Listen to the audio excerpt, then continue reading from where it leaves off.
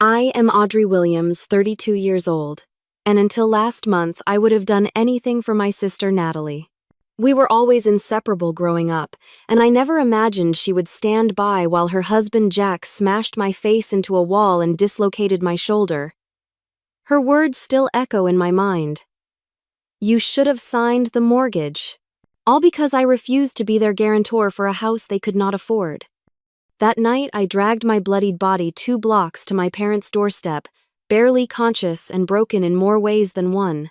If you are watching this, please let me know where you are viewing from, hit that like button and subscribe, because what happened next shocked even the responding police officers. Growing up in a modest suburban home in Minneapolis, Natalie and I shared everything. Our bedroom with floral wallpaper my mother picked out, our secret language that confused our parents, our dreams whispered under blanket forts.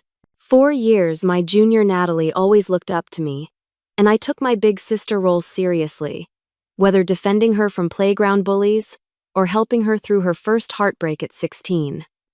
Our parents, Thomas and Eleanor, raised us to value family above all else. "Family is your foundation," Dad would say during our Sunday dinners. Mom would nod, adding, "When everything else falls apart, family remains." I internalized these values deeply, never imagining they would one day be weaponized against me. After college, I pursued nursing school while Natalie dropped out after 2 semesters, claiming it was not her thing. I supported her decision, believing everyone finds their path at different times. While I worked night shifts during my residency, studying between coffee breaks, Natalie bounced between retail jobs, never staying more than a few months at each. Despite our different approaches to life, we remained close. I would visit her apartment every Thursday for our tradition of homemade pasta and reality television. When she called at midnight needing a ride after her car broke down, I would show up without question. When she needed $800 for rent after buying concert tickets instead of budgeting properly, I transferred the money immediately. That was what sisters did, I thought. Then Jack entered the picture 5 years ago. Natalie met him at a friend's wedding where he was tending bar. Tall, with an easy smile and confident demeanor, Jack charmed everyone, including our parents. "He has such ambition," Mom commented after meeting him. Dad agreed, impressed by Jack's stories about real estate investments he planned to make. But something about Jack made me uneasy from our first meeting. Perhaps it was how his smile never reached his eyes when speaking to me. Or how he would subtly correct Natalie in public, his hand gripping her arm just a little too tightly. "Babe, that is not what happened," he would say with a laugh that made others join in while Natalie's cheeks flushed with embarrassment.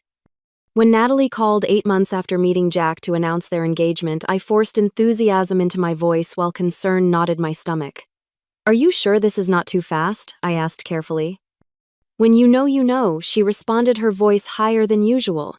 Plus, we found the perfect apartment, and they need an answer by Friday. Their wedding was lavish, despite neither having substantial savings.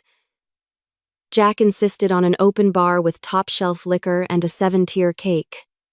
Natalie wore a designer gown that cost more than my first car. I later discovered they had maxed out 3 credit cards to fund their dream wedding.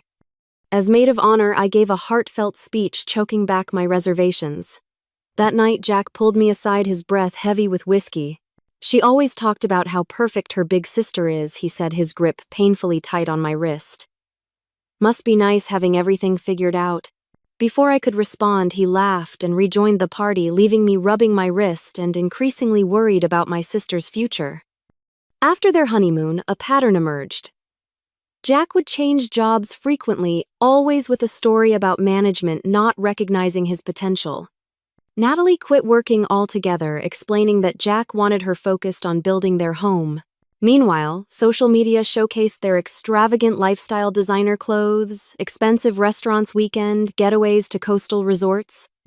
The first time they asked for money was 3 months after their wedding. "Just a temporary setback," Natalie assured me while requesting $2,000 to cover their car payment. "Jack has a big commission coming next month." I transferred the money, never mentioning it again when they bought new living room furniture instead of repaying me. This pattern continued for years. Small loans became larger ones. Excuses grew more elaborate. The money never returned. My parents began expressing concern, especially when Natalie and Jack missed family gatherings, because they were networking with important contacts that somehow never materialized into stable employment. Through it all, I maintained my nursing career, finding fulfillment in the emergency department despite the long hours and emotional toll. I saved, carefully built an emergency fund, and purchased a modest two-bedroom condo that fit my needs perfectly. My life was stable if unexciting, filled with 12-hour shifts, coffee with colleagues, and quiet evenings with my cat Jasper. Meanwhile, Jack and Natalie lived in a constant state of financial chaos hidden beneath designer sunglasses and Instagram filters. When I suggested Natalie return to school or find employment during a sister lunch, her response was quick and defensive. Jack says focusing on appearances is important in his industry. Besides, we are about to make a major investment that will set us up for life. That major investment would soon become the breaking point in our relationship, shattering the bond I thought unbreakable and leaving me bleeding on my apartment floor while my own sister watched with cold, unrecognizable eyes. The Sunday everything changed began normally enough. I had worked an overnight shift and was looking forward to a quiet evening with leftover lasagna and the latest episode of my favorite medical drama.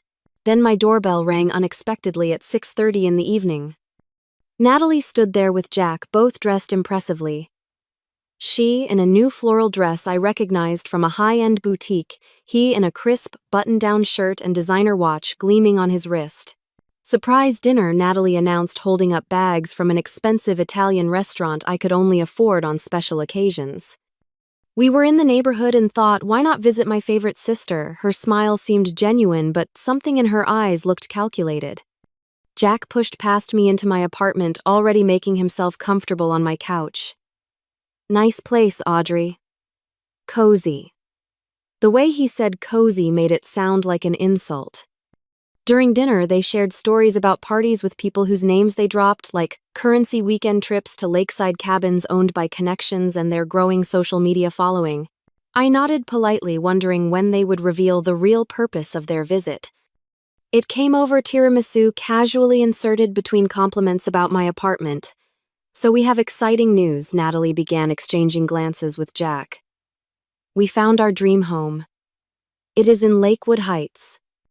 Lakewood Heights was the most exclusive neighborhood in the city, where homes started at $700,000.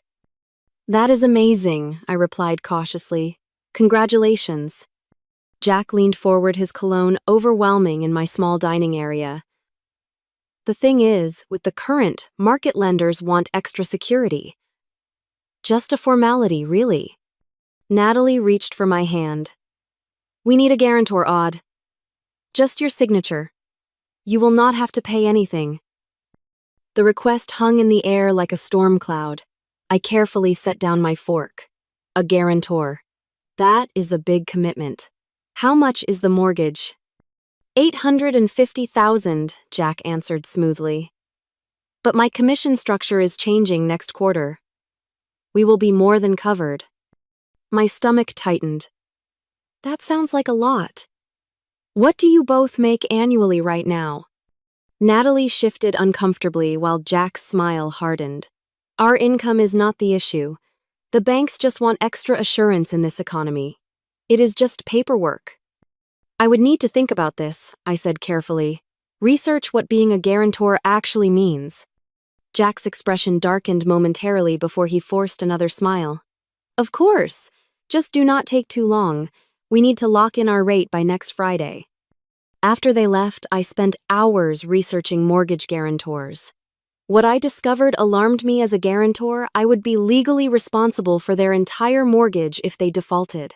My own credit and financial future would be tied to their ability to make payments on a house I had no ownership in. The next morning, I called Martin Green, a financial advisor I had consulted when purchasing my condo. His response was immediate and unequivocal. "Absolutely not, Audrey. This would be financial suicide given what you have told me about their employment history." "But they are family," I said weakly, already knowing in my gut what the right decision was. "Family or not, co-signing a mortgage that large with their history would put everything you have worked for at risk," Martin explained patiently. "Your nursing career, your savings, your own home, all could be jeopardized." Throughout the week, texts and calls from Natalie and Jack arrived with increasing frequency. Just checking in on your decision, the sellers are getting impatient. We might lose our dream home because of bureaucratic nonsense. By Thursday, the messages turned more emotional. I thought I could count on you, Natalie texted. After everything we have been through. That weekend, our parents hosted their monthly family dinner. I arrived early to help Mom prepare the roast chicken and potatoes, her specialty since our childhood. When I mentioned the mortgage situation seeking their perspective, their concern was immediate. $850,000, Dad nearly choked on his coffee. That is more than 5 times what I paid for our house. Mom placed her hand over mine. Honey, you know we love Natalie, but this sounds excessive. What does Jack actually do now? Real estate development, apparently, I answered. But I have never seen any actual projects. When Natalie and Jack arrived, dinner quickly became tense. Jack dominated the conversation with vague references to high-level meetings and exclusive investment opportunities, while repeatedly glancing at me with expectation. When Dad asked straightforward questions about their income and savings, Jack deflected with practiced ease. After dessert, Natalie cornered me in the kitchen. Have you made a decision? The sellers need an answer by Monday. Taking a deep breath, I gave her the answer I had rehearsed. I cannot do it, Nat. The financial risk is too high for me. If something happened and you could not make payments, I would be responsible for an $850,000 loan. Her face hardened in a way I had never seen before. So your precious credit score matters more than helping your sister, is that it? It is not about my credit score, I tried explaining. It is about not taking on a massive debt that could bankrupt me if anything went wrong. Nothing will go wrong, she snapped. Jack's career is taking off. This house is our foot in the door with the right people. Then why do you need a guarantor? If his career is so solid, the bank should approve you without one. She had no answer for that, storming out of the kitchen to whisper intensely with Jack in the corner of the living room. They left abruptly afterward, Natalie not even hugging our parents goodbye. Something she had never done before. The next morning I made the dreaded call. Jack answered immediately as if waiting for it. Jack, I have thought carefully about this and I cannot be your mortgage guarantor. I hope you understand this is a financial decision, not a personal one. Silence filled the line for several seconds before his voice came through, eerily calm. You know Audrey family should support each other. This feels like betrayal. I support you both in many ways, but this is asking too much. Perhaps you could look at homes more within your price range. Do not tell us how to live our lives, he snapped, his calm facade cracking. Natalie was right about you. Always thinking you are better than everyone else with your responsible job and your modest little condo. The call ended abruptly, leaving me shaking but convinced I had made the right decision. Little did I know that this refusal would trigger a chain of events culminating in violence I never imagined possible from someone I had broken bread with countless times. The week following my refusal became increasingly uncomfortable. What began as disappointed texts from Natalie evolved into something more sinister. Jack sent messages that walked the line between guilt-tripping and threatening. Hope you sleep well knowing you destroyed your sister's dreams. Read one message that arrived at 3 a.m. People remember who turned their back on them when they needed help, said another. Natalie's communications were equally manipulative, but focused more on our history. Remember when I stayed with you in the hospital after your appendectomy? I guess that loyalty only went one way. I tried explaining my position again via email, attaching articles about the risks of being a mortgage guarantor, but this only escalated their responses. We do not need your financial literacy lessons, Jack replied. We need your signature. Period. The situation began affecting my work. As an emergency department nurse, I needed complete focus, but found myself distracted during critical procedures. After nearly administering the wrong dosage to an elderly patient, my supervisor, Olivia, pulled me aside. Audrey, you have always been one of our most reliable nurses. What is going on? I broke down explaining the situation through tears in the break room. Olivia listened carefully before offering both sympathy and practical advice. "You made the right financial decision," she assured me. "But you might want to document these messages. They sound increasingly hostile." The following Sunday, our parents' traditional family dinner became a battleground. Natalie and Jack arrived late, interrupting Dad's grace with their dramatic entrance. Throughout the meal, Jack made pointed comments that landed like small daggers. "Did you know," he announced while passing the potatoes, "that some cultures consider refusing to help family the ultimate dishonor?" Mom attempted to change the subject several times, but Jack persistently brought the conversation back to family loyalty and supporting each other's dreams. When Dad finally suggested they consider a more affordable home, Jack's response was chilling. "With all due respect, sir, some people are content with mediocrity. Others reach for more." His eyes locked with mine across the table. "And some pretend to care about family while stabbing them in the back." After dinner, I confided in my best friend Elaine over coffee at her apartment. A corporate attorney with a no-nonsense attitude, Elaine had always been suspicious of Jack. "This is getting into harassment territory," she warned after scrolling through the messages on my phone. "You need to establish clear boundaries. And honestly, you might want to consider blocking them temporarily." "They are still family," I protested weakly. "Family does not treat you this way," Elaine countered. "These messages are intimidation tactics." The situation escalated further when Jack showed up at St. Mary's Hospital during my shift 3 days later. I was inserting an IV when a colleague tapped my shoulder. "There is a man at the nurse's station making a scene. Says he is your brother-in-law and needs to speak with you immediately." My heart pounding. I finished with my patient before approaching the station, where Jack stood looking out of place, in an expensive suit amid the clinical environment. "This is my workplace," I hissed, pulling him toward the waiting area. "You cannot just show up here." "You have been ignoring our calls," he replied loudly enough for others to hear. "We need an answer about the house. The sellers are giving us one more day." "I already gave you my answer. It is no. Now please leave before I have to call security." His face contorted with anger. "You think you are so perfect with your stable job and your sensible choices. You have no idea what your sister deserves." Security did end up escorting him out, leaving me humiliated in front of my colleagues and supervisor. Olivia suggested I take the rest of the day off, concerned about my shaking hands and the distress evident on my face. The following evening, while walking to my car after a late shift, I noticed a familiar vehicle idling in the hospital parking lot. Jack's silver BMW. He did not approach, but watching me from inside his car engine, running lights off. A clear intimidation tactic. I took a different route home, checking my rearview mirror repeatedly to ensure I was not being followed. That night, I began documenting everything: screenshots of texts, times and dates of calls, descriptions of incidents like the hospital confrontation and parking lot stalking. Elaine had convinced me that if things continued escalating, I might need evidence for a restraining order. The breaking point came 3 days later. My phone rang at 9:15 in the evening, as I was preparing for an early shift the next day. Natalie's name flashed on the screen. Audrey, her voice sounded strange, tight, with an emotion I could not identify. "Jack is really angry about the house. We lost it because of the financing falling through."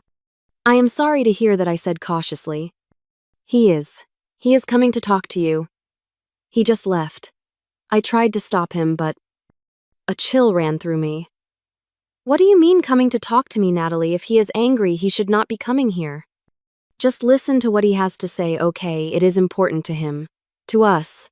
The line went dead. Less than 15 minutes later, aggressive knocking pounded against my door. Not the knock of someone paying a friendly visit, but the forceful pounding of rage. Through the peephole, I saw Jack, his face contorted, shoulders tense. "Open the door, Audrey. I know you are in there." More pounding hard enough to rattle the hinges. I considered calling the police immediately, but hesitated, worried about escalating the situation further. Maybe I could reason with him, calm him down, make him understand my position one final time. That moment of hesitation would prove to be a devastating mistake. "Jack, I need you to calm down before we talk." I called through the door, my phone in hand, 911 already dialed but not yet called.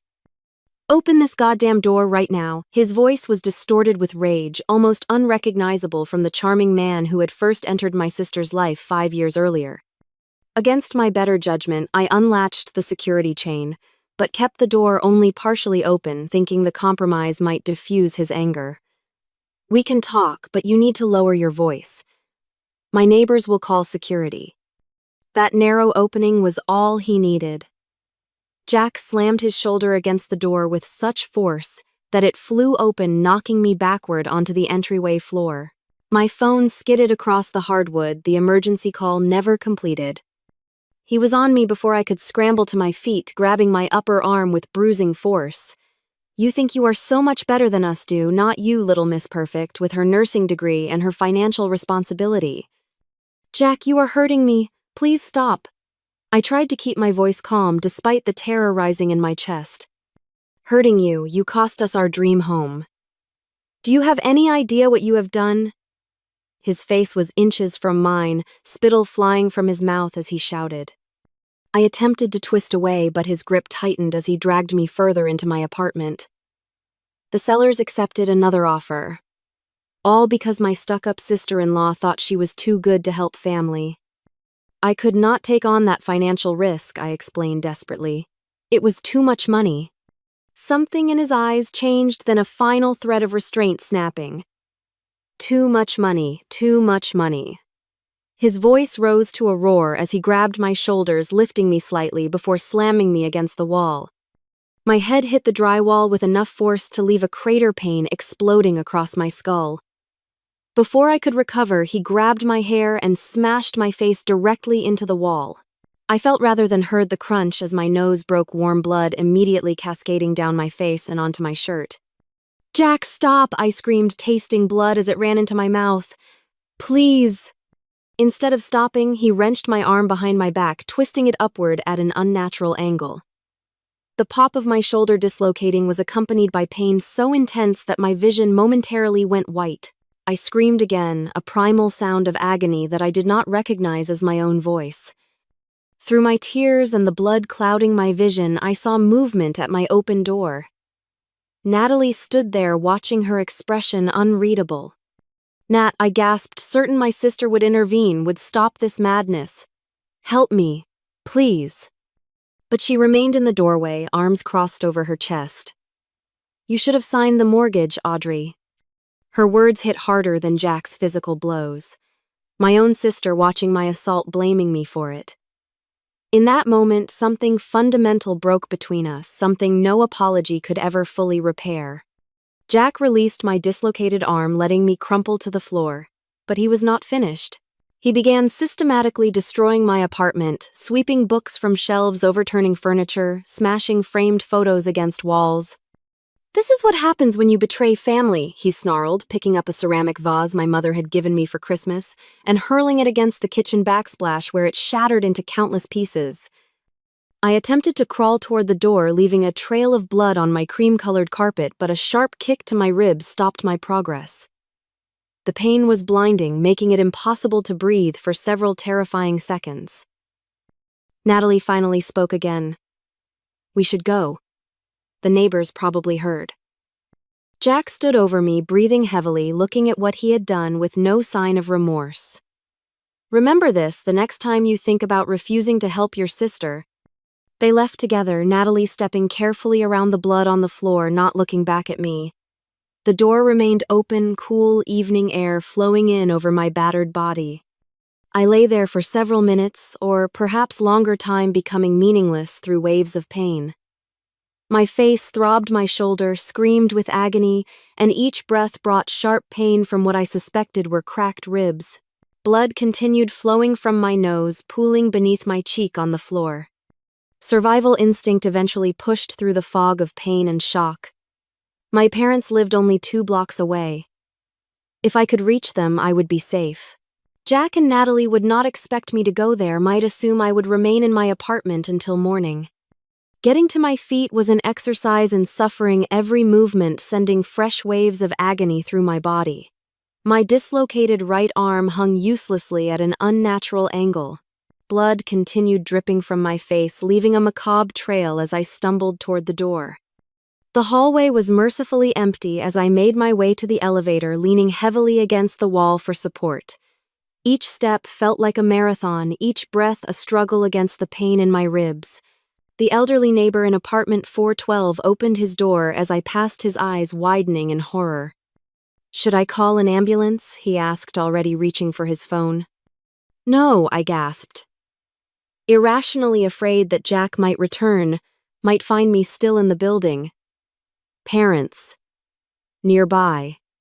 Outside, the cool night air made me gasp, the sudden temperature change, intensifying the pain in my face. 2 blocks had never seemed so far. I focused on putting one foot in front of the other, staying in shadows, terrified of encountering Jack's silver BMW, returning to finish what he started. Blood dripped steadily onto the sidewalk as I walked, marking my path like breadcrumbs in a dark fairy tale. By the time I reached my parents' street, my vision was tunneling consciousness, becoming slippery and uncertain. Their porch light was on a beacon of safety in my darkening world. I managed 3 steps up their walkway before my legs finally gave out. I crawled the rest of the way, one-armed, leaving bloody handprints on their immaculate concrete path. With my last reserves of strength, I reached up to press the doorbell, then collapsed on their welcome mat, the irony of those cheerful words not lost even in my semi-conscious state. The last thing I remember before darkness claimed me was my mother's scream as she opened the door and found her eldest daughter bleeding and broken on her doorstep. I drifted back to consciousness in fragments like pieces of a broken mirror reflecting distorted images. Bright lights. Urgent voices. The metallic taste of blood. The nauseating movement of a stretcher being loaded into an ambulance. My father's hand gripping mine, his voice breaking as he promised. "You are safe now, Audrey. We are here." The emergency room was familiar territory, but never from this side of the experience. As a nurse, I had treated countless victims of assault, had documented their injuries with clinical detachment while offering quiet sympathy. Now I was the one having injuries, catalogued my battered face, photographed my dislocated shoulder, manipulated back into its socket under sedation. Facial fractures to the orbital floor and nasal bones, I heard someone say, recognizing the professional tone used when patients are presumed unconscious or sedated.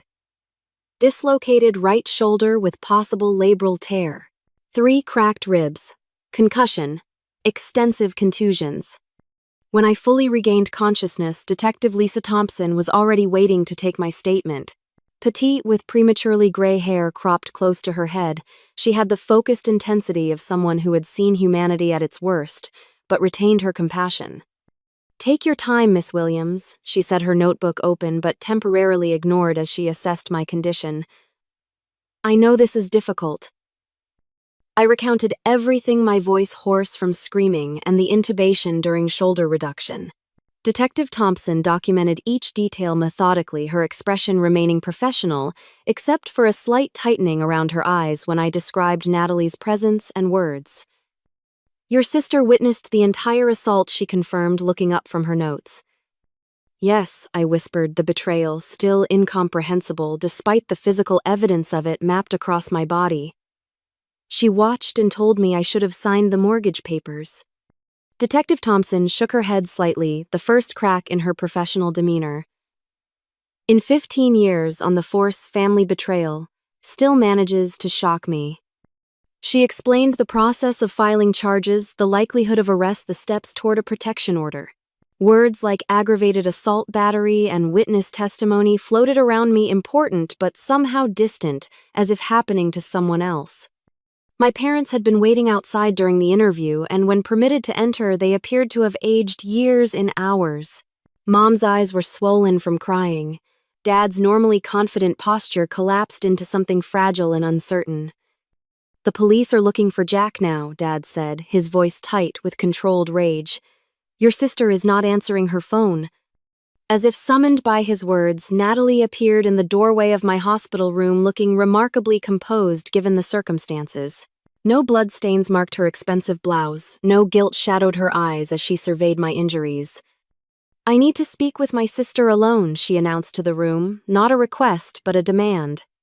Detective Thompson stood positioning herself slightly between Natalie and my bed. "That is up to Miss Williams." I nodded, weakly curious, despite myself, about what possible justification Natalie could offer.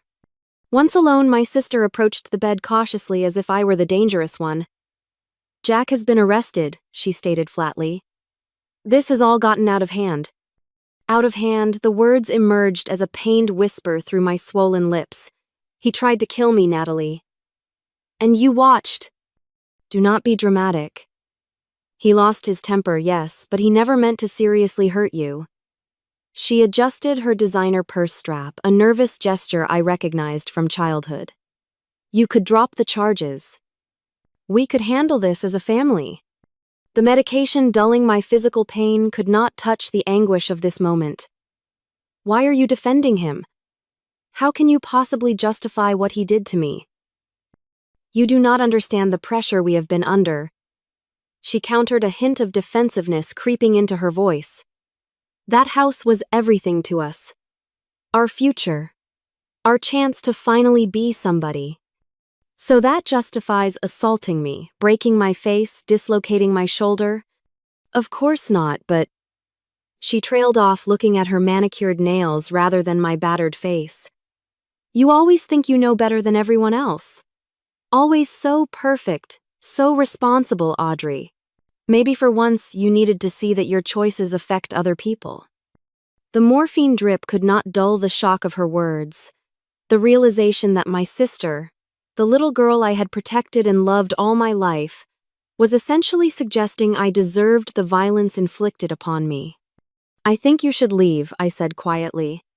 "The police are being ridiculous about this whole thing," she continued, as if I had not spoken. "Acting like Jack is some kind of hardened criminal. He is. What he did to me was a felony, Natalie. Multiple felonies." She finally looked at me directly, her expression hardening. "If you go through with this, it will destroy our family. Mom and Dad will be forced to choose sides. Jack already destroyed our family when he attacked me in my own home. You destroyed it when you stood by and watched." Detective Thompson returned then, perhaps having monitored the conversation from outside. "I think that is enough for now," she said, firmly to Natalie. "Miss Williams needs rest." After Natalie left, my parents returned their expressions, conveying their struggle to reconcile their daughter's conflicting versions of reality. Mom kept touching my hand gently, as if to reassure herself I was still there. Dad paced the small room, his emotions cycling visibly between rage and heartbreak. "We should have seen this coming," he said, finally, stopping at the foot of my bed. The way Jack controlled her, isolated her from her friends. The financial irresponsibility. "We should have intervened sooner." "This is not your fault," I assured him, though part of me wondered if we had all enabled Jack's behavior by overlooking red flags for years. The next morning, a hospital social worker named Maria visited, bringing information about domestic violence resources. "I know he was not your partner," she clarified, "but the dynamics of power and control are similar in many family violence situations." She left pamphlets about victim advocacy services, trauma counseling, and legal assistance. One organization's name, Survivors Rising, stood out, its simple logo of a phoenix emerging from ashes, speaking to something deep within me. The protective order was granted almost immediately, the judge's expression grim as he reviewed the photographs of my injuries and the medical report. Jack was prohibited from coming within 500 feet of me, my home, or my workplace. Violating the order would result in immediate arrest. The initial court hearing was scheduled with surprising speed, perhaps due to Detective Thompson's involvement. I arrived with my parents, my arm in a sling, my face still swollen and discolored despite the week that had passed since the assault. Jack appeared with an attorney in an expensive suit that matched his own, both projecting an image of respectability that contradicted the violence documented in my medical records. Natalie sat behind them, her expression unreadable. His attorney attempted to paint the incident as a regrettable family disagreement that escalated rather than the premeditated attack it was. My client has no prior criminal record and is deeply remorseful about this unfortunate incident. Jack nodded solemnly at these words, his performance of contrition so convincing that for a moment I questioned my own memories of that night. Had I somehow provoked this? Had I misremembered the cold calculation in his eyes as he systematically broke my body? Then I caught sight of Detective Thompson watching him with the experienced skepticism of someone who had seen this performance before. Her slight headshake in my direction grounded me back in reality. This was not my fault. His violence was not my responsibility. The judge set a trial date and maintained the conditions of the protective order unmoved by the defense attorney's arguments for leniency. As we left the courtroom, I noticed Natalie hurrying to catch up with Jack and his attorney, not once looking in my direction. "Give her time," Mom said, noticing my gaze. "She has been under his influence for years. This kind of control does not break easily." But as I watched my sister choose her abusive husband over her assaulted sister for the second time, I wondered if there were some betrayals from which no relationship could recover. 2 weeks after the initial hearing, I attended my first meeting at Survivors Rising, housed in a nondescript building with security cameras and buzzer entry. The group was small, just 8 women seated in a circle, their experiences of violence etched in their expressions, if not their bodies. The facilitator, Grace, was a survivor herself, her left arm ending just below the elbow. The result, she later told me, of her ex-husband's attack with a machete. "Healing is not linear," she explained at the beginning of the session. "Some days you move forward. Some days you just survive. Both are victories." I listened more than I spoke that first meeting, absorbing stories that echoed elements of my own experience, the disbelief, the self-doubt, the betrayal by those who should have protected them. When I finally shared my story, voice trembling despite my determination to remain composed, the understanding in their eyes was a balm I had not known I needed. "Your sister's reaction is unfortunately common," Grace explained afterward. "Sometimes those closest to the situation are the most invested in denying its reality. Acknowledging what happened to you would force her to confront her own choices, her own relationship." Through the group, I met Sarah Knowles, an attorney who specialized in domestic violence cases and often took clients pro bono. Small but fierce, with bright red hair and a prosecutorial intensity, she offered to review my case. "The district attorney is handling the criminal charges," I explained during our consultation in her cluttered office. "Yes, but victims often benefit from additional legal support," Sarah countered, already flipping through my police report with practiced efficiency.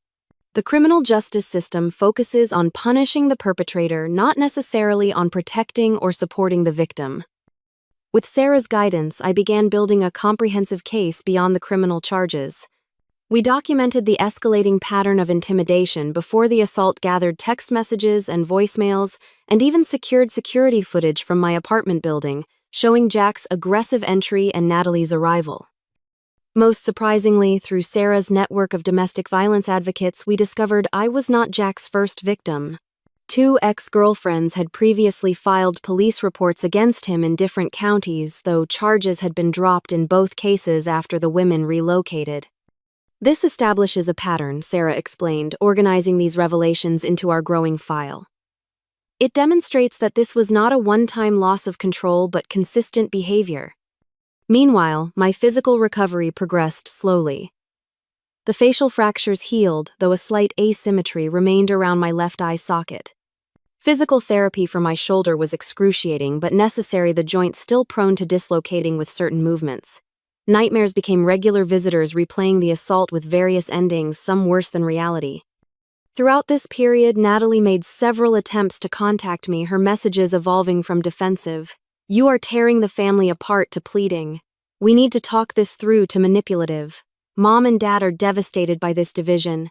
I maintained the boundary of no direct communication, forwarding each message to Sarah for documentation.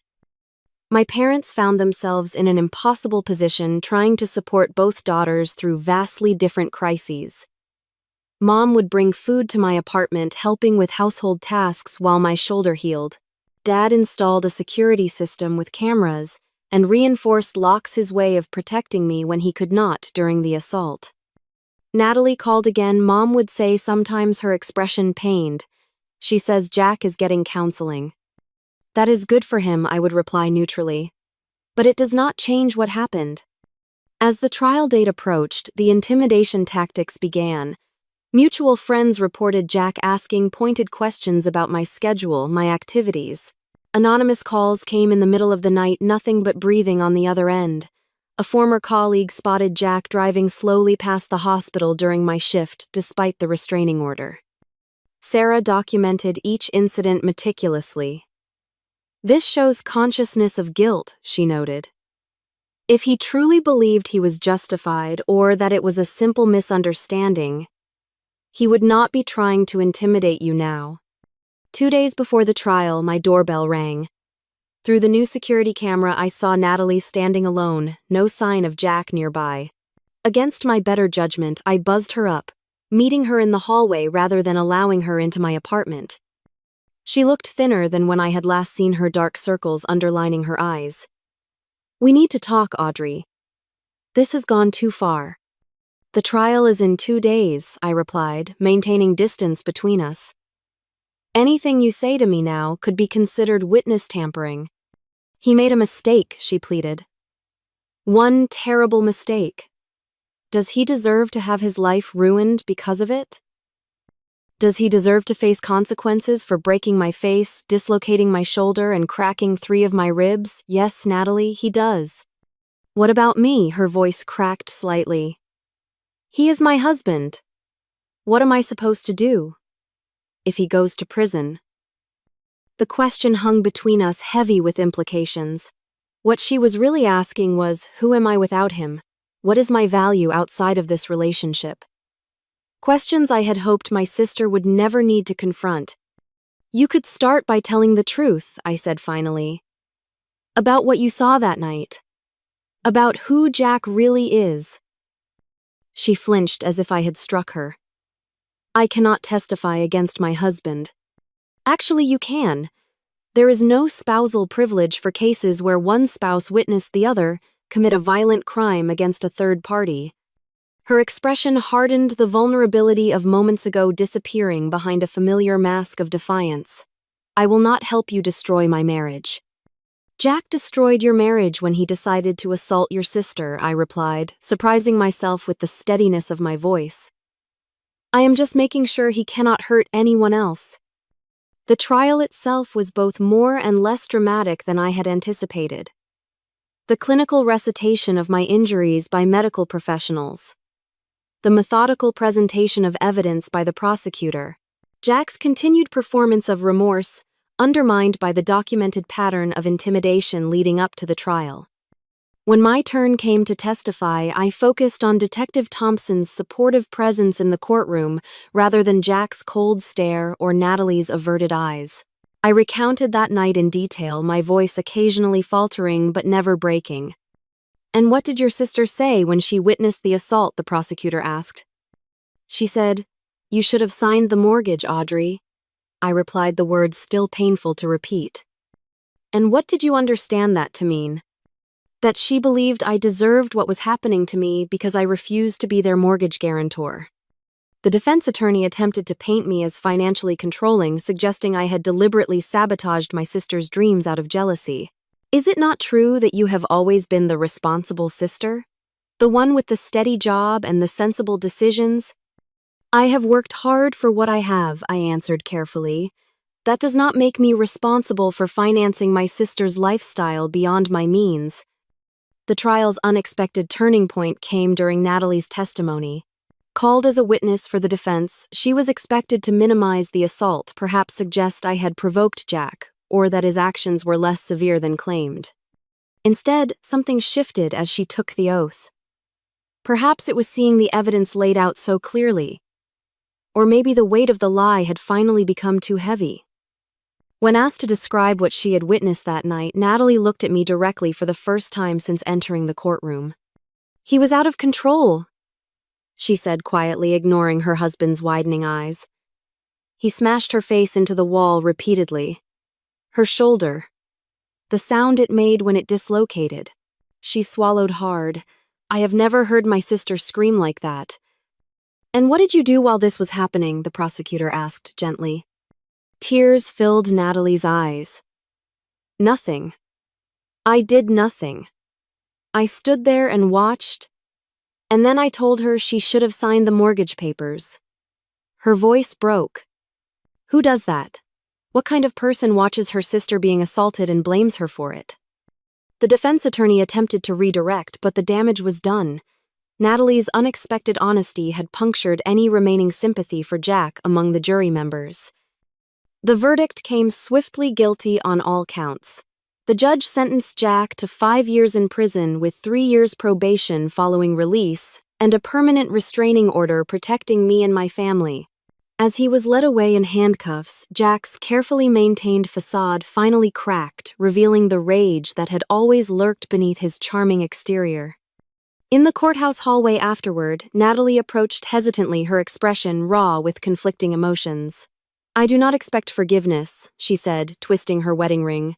I just wanted you to know I have filed for divorce. And I am getting help. Therapy. I am glad I replied honestly. The anger was still there, the betrayal still fresh, but beneath it all remained the echo of the little sister I had once protected from all harm, except ironically, the harm she had invited into her own life. Maybe someday. She began, then stopped herself. No, I will not ask for that. You deserve better.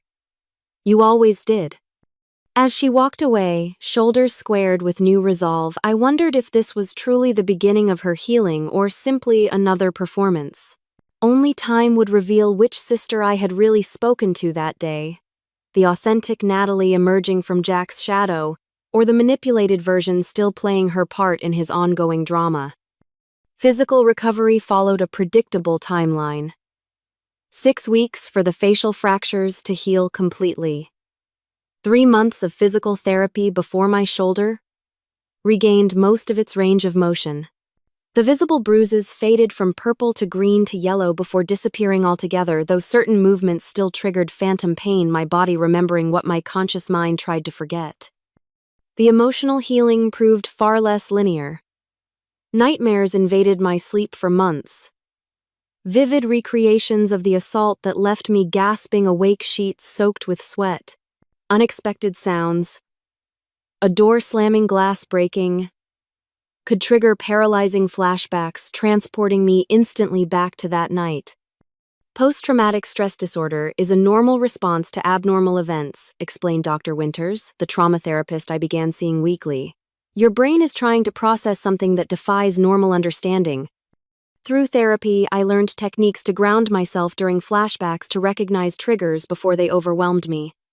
Breathing exercises, meditation, writing exercises that helped externalize the tangled emotions that sometimes threatened to suffocate me from within.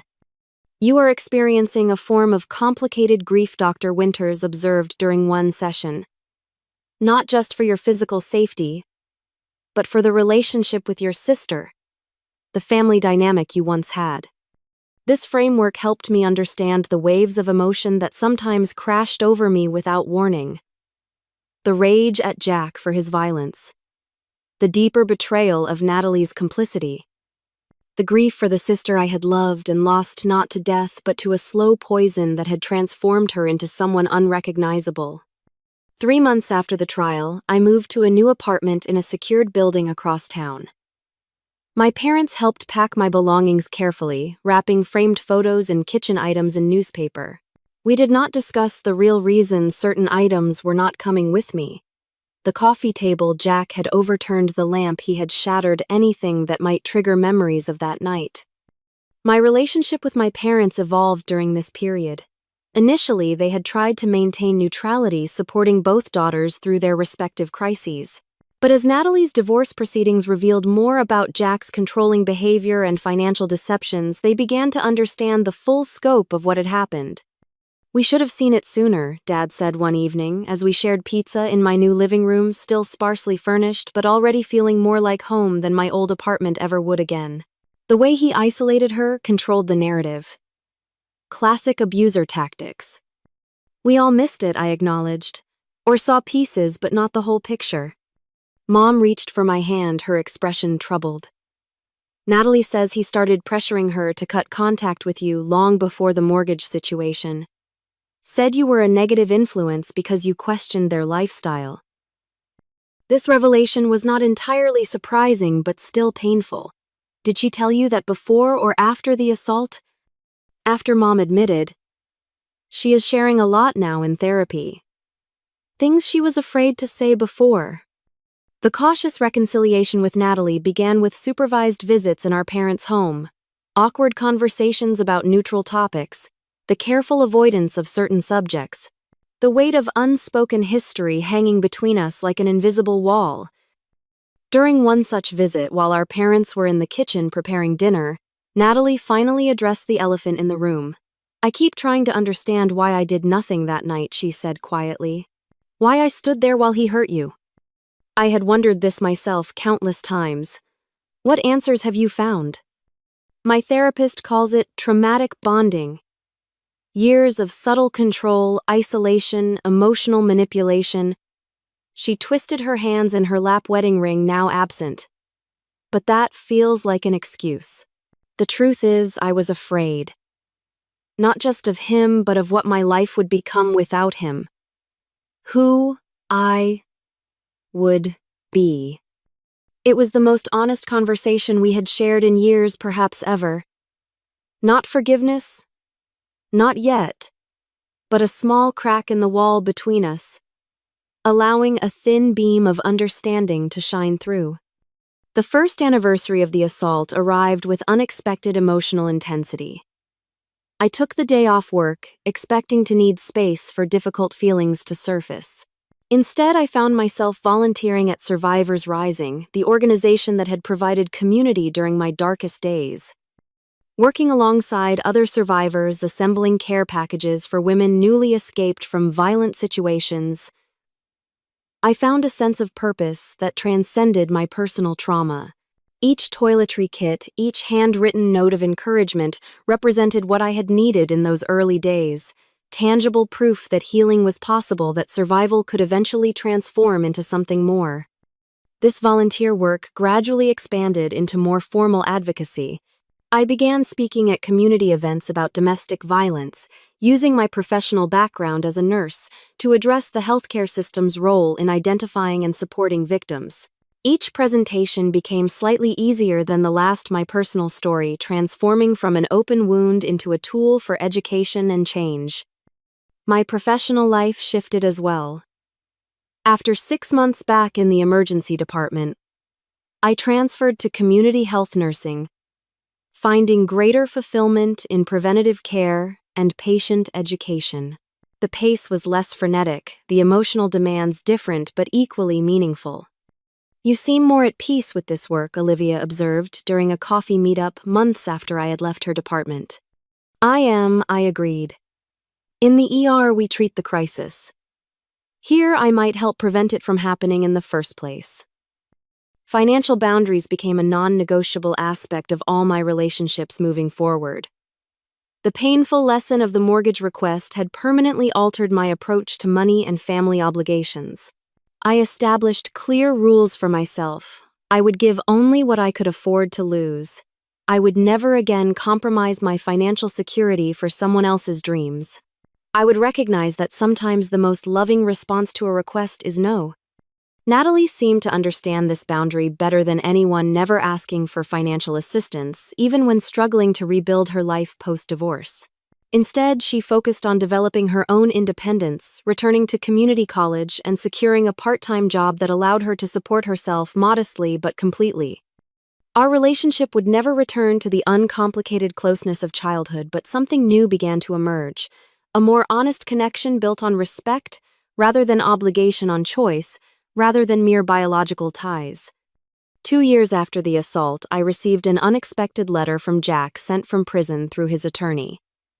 I considered burning it unread, but curiosity prevailed. I accept full responsibility for my actions, he wrote in precise handwriting. The anger management and therapy programs here have helped me understand the patterns of control and violence that led to my assault on you. I do not expect or deserve forgiveness, but wanted you to know I am committed to ensuring I never harm another person as I harmed you.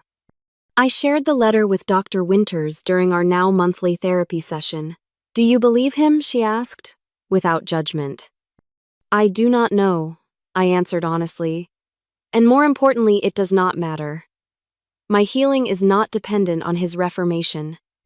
This realization was perhaps the most profound lesson of my journey, that my worth was not defined by what had happened to me, nor by how others treated me. That boundaries were not selfish, but necessary. That family loyalty should never require the sacrifice of personal safety or financial security. When people ask me now how I survived such a profound betrayal, I tell them the truth, that survival happens one day at a time, one breath at a time. That healing is not the absence of pain, but the integration of it into a larger story. That forgiveness, if it comes at all, is not about excusing the inexcusable, but about freeing yourself from the burden of ongoing resentment.